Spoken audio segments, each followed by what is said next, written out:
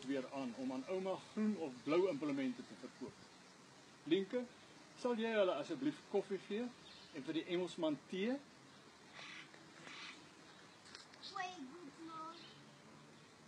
Engelsman, jy moet maar self met die ou vrou onderhandel.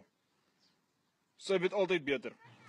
If money's no problem, the price of fuel or the exchange rates no pain, you can buy implements from all over the globe, again and again.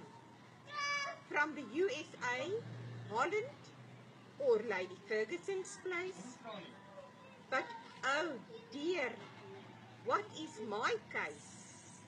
If the bank is against me, what will I try? Then local is lekker.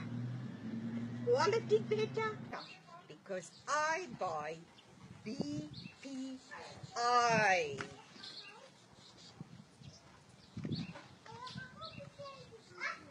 Buy South African and save fuel and our country.